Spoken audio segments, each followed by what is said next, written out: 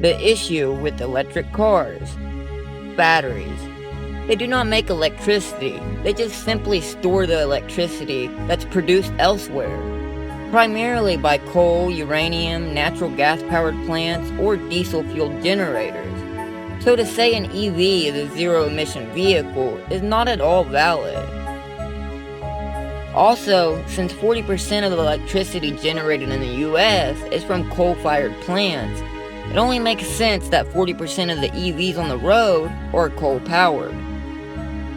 Einstein's formula, E=mc², tells us that it takes the same amount of energy to move a 5,000-pound gasoline-driven automobile a mile as it does an electric one. The only question again is what produces the power? And to reiterate, it does not come from the battery. The battery is simply the storage device, like a gas tank in a car. There's two orders of batteries: rechargeable and single-use. The most common single-use batteries are A, AA, AAA, C, D, 9-volt, and lantern types. Those dry cell species use zinc, manganese, lithium, silver oxide, or zinc and carbon to store electricity chemically. Please note, they all contain toxic, heavy metals. Rechargeable batteries only differ in their internal materials, usually lithium ion, nickel metal oxide, or nickel cadmium. The United States uses 3 billion of these two battery types a year, and most are not recycled. They end up in landfills. California is the only state which requires all batteries to be recycled. All batteries are self-discharging. That means even when not in use, they leak tiny amounts of energy. You have likely ruined a flashlight or two from an old ruptured battery. When a battery runs down and can no longer power a toy or light, you think of it as dead. Well, it's actually not. It continues to leak small amounts of electricity. As the chemicals inside it runs out, pressure builds inside the battery's metal casing, and eventually it cracks. The metals left inside then ooze out.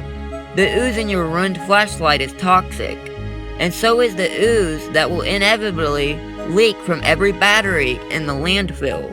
All batteries eventually rupture. It just takes rechargeable batteries longer to end up in the landfill.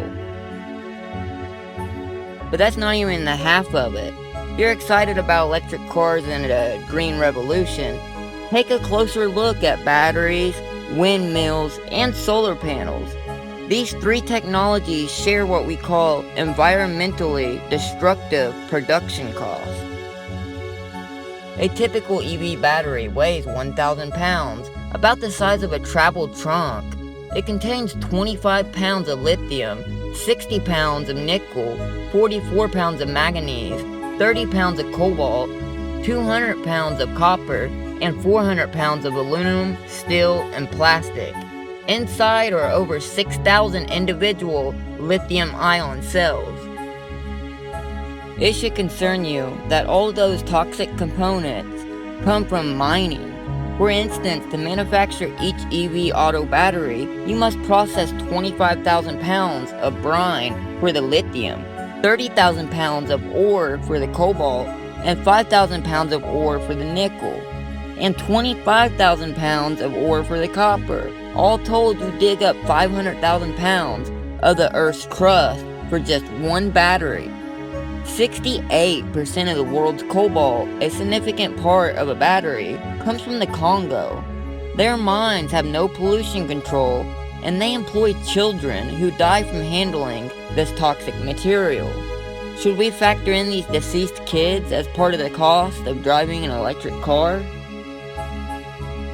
California is building the largest battery in history near San Francisco, and they intend to power it from solar panels and windmills. They claim this is the ultimate in being green, but it's actually not.